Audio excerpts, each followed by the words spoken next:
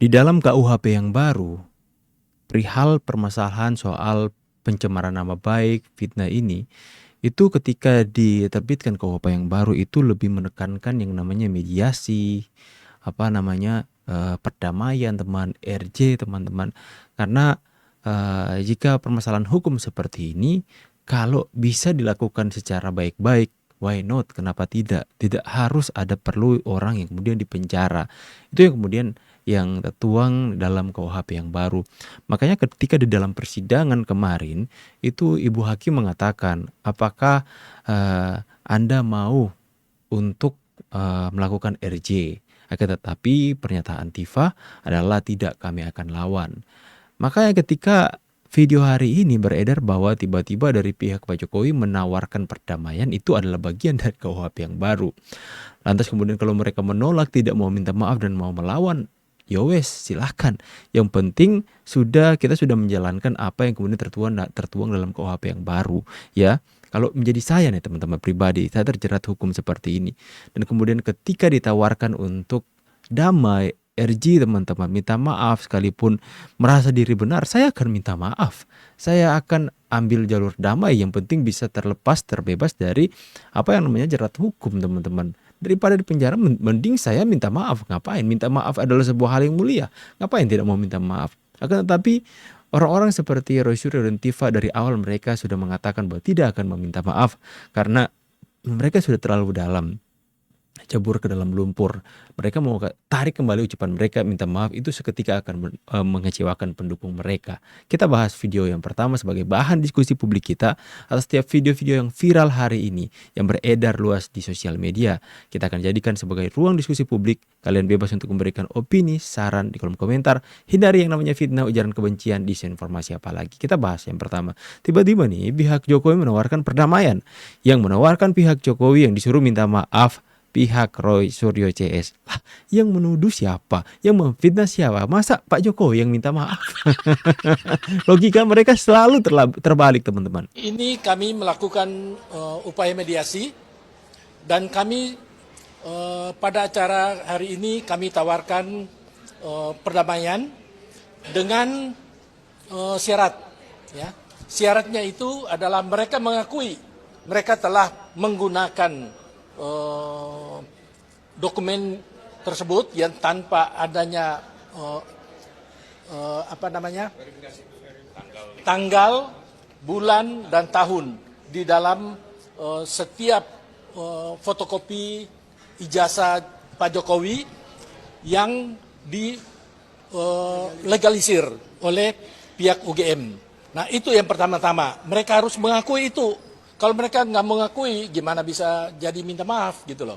Jadi kami tawarkan mereka meminta maaf, itu udah cukup. Minta maaf di depan media, mungkin di depan saudara sekalian, di depan TV, depan YouTuber, mereka minta maaf dan sambil mengakui mereka telah melakukan suatu pelanggaran atau PMH. Hari ini kami melakukan. Saya juga mau mengkritik buat pihaknya Pak Jokowi ya teman-temannya. Pak ngapain sih mau menawarkan perdamaian kepada mereka lagi Pak? Gak usah Pak. Jelas-jelas mereka sudah ditawari oleh hakim. Ya, Ibu Tifa, apakah Anda mau menempuh jalur RJ untuk perdamaian, menyelesaikan segalanya dengan restoratif justice? Dengan tegas, dengan lugas, Tifa dan pengacara itu mengatakan, kami akan lawan.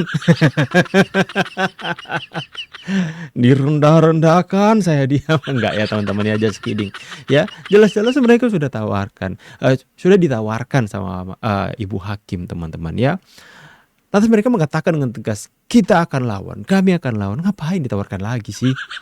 Ya, ini kritikan saya, untuk kritik saya teman-teman ya. Nggak perlulah atau mungkin ini strategi untuk mau mengatakan kepada publik bahwa orang-orang ini memang pada dasarnya mereka merasa bahwa mereka itu benar, bahwa apa yang mereka lakukan selama ini itu karena mereka tahu mereka benar dan tidak mau meminta maaf, tidak mau menyadari atau mengakui bahwa mereka melakukan pelanggaran hukum.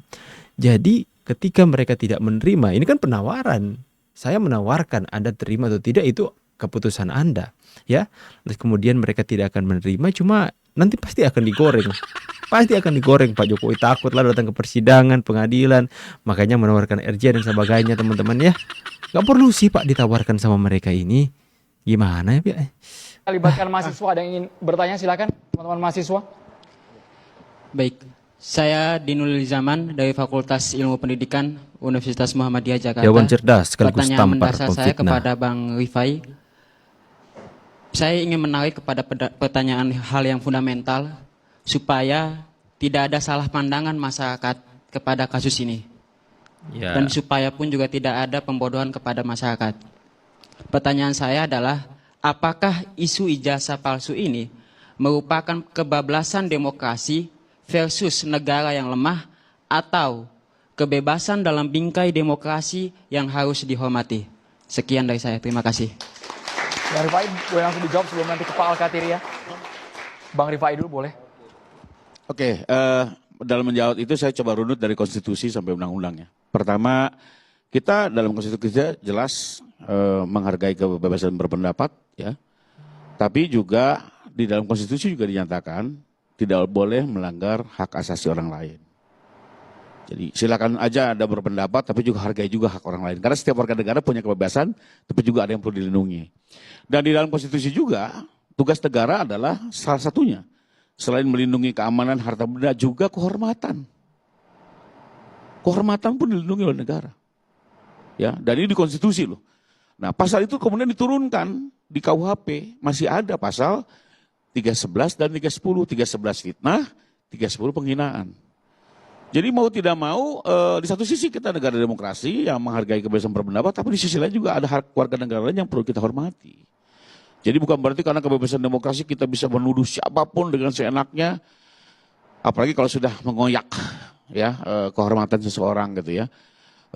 Karena itu juga hukum memberikan perlindungan, memberikan jalan tengah. Bayangkan kalau dilepas begitu saja, bukan nggak mungkin loh dari persoalan hina menghina sampai terjadi konflik fisik. Bisa terjadi kalau hukum tidak menyelesaikan. Jadi menurut saya itulah potret konstitusi dan hukum di negara kita. Kita tidak mungkin tidak seperti Amerika, karena memang kita bukan bangsa Amerika. Ya, kita bangsa Indonesia yang juga punya budaya, punya kultur, punya karakter tersendiri. Tapi kita coba juga menyesuaikan dengan tren dunia bahwa kebebasan berpendapat juga sesuatu tren yang perlu kita dorong ya agar setiap orang punya kebebasan, punya hak asasi. Jadi lebih kurang itu kayak kembali lagi. Terutama ini bicara fitnah. Ya, fitnah itu korbannya bukan hanya Pak Jokowi, tapi seluruh rakyat Indonesia. Ya, bayangkan kalau ternyata nanti dalam persidangan terbukti ijazah ini asli. Bagaimana perasaan Pak Jokowi dan keluarganya selama ini? Ini juga perlu kita hargai ya. Jadi kembali lagi ini persoalan fitnah itu secara agama pun juga bahkan dianggap lebih kejam dari pembunuhan. Yes. Jadi juga mohon melihat juga dari perspektif seperti itu. Tapi sekali lagi ya, Pak Jokowi itu tidak mengejar soal pemidanaan penjara 4, tidak. Ya, fakta, ini fakta loh. Yang minta RJ dikasih. Termasuk kepada seorang Rismond yang, sorry ya kalau saya selalu berulang-ulang, tersangka yang paling keras dan kasar. Artinya jelas Pak Jokowi hanya ingin kepastian. Apakah nggak boleh beliau menguji ini dalam forum yang tepat. Dan beliau juga akan hadir di persidangan. Jadi itu mungkin yang perlu bisa dipahami oleh masyarakat Indonesia ya. Artinya bukan mencari menang kalah, tapi biar pasti jelas dan clear. Biar kedepannya nanti kita membahas isu-isu yang lebih berbobot lah gitu ya. Bukan berputar-putar di isu yang tidak bisa dipertanggungjawabkan. Demikian mungkin. Ya. Jadi pertanyaan soal kebebasan bersuara harus dihargai. Ya, banyak yang berlindung dari yang namanya kebebasan bersuara. Ya, setiap warga negara berhak untuk memberikan pendapat pandangannya sebagai wujud dari negara menghargai setiap warga negara untuk bersuara, mengkritik dan sebagainya. Tapi banyak yang berlindung dari itu. Banyak yang menggunakan kata-kata fitnah, tuduhan, pencemaran nama baik, tapi berlindung di kata ini adalah kebebasan bersuara. Ini ada kritik kepada ini dan itu. Padahal itu sudah cacian, makian, fitnahan. Maka dari itu kebebasan bersuara yang diberikan oleh negara jangan dipakai dengan cara yang tidak beradab. Ya, seharusnya kita tahu itu ya. Seharusnya kita sudah bisa tahu membedakan mana kritik, mana fitnah, mana hina, mana cacian, mana makian. Harusnya kita sudah bisa membedakan. Ya, tapi sayangnya banyak orang yang tertutup pandangan mereka karena ya sudah dikuasai dengan rasa benci, teman-teman. Ya, sudah dikuasai dengan rasa benci. Makanya hari ini begitu banyak berkelindan di sosial media tentang bagaimana hal-hal orang-orang yang kemudian memfitnah Pak Jokowi, hina-hinanya. Ada yang mengatakan Pak Jokowi Jokodok, ya, mengatakan iblis berkedok manusia, mengatakan Pak Jokowi PKI terang-terangan di media elektronik, teman-teman.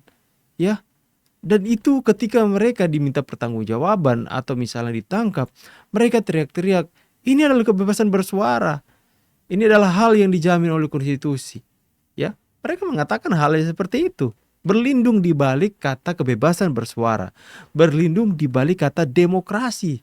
Tapi sebenarnya kata-kata mereka itu mengandung cacian, makian, fitnahan, hinaan yang begitu menyakitkan bagi orang yang mereka serang, teman-teman.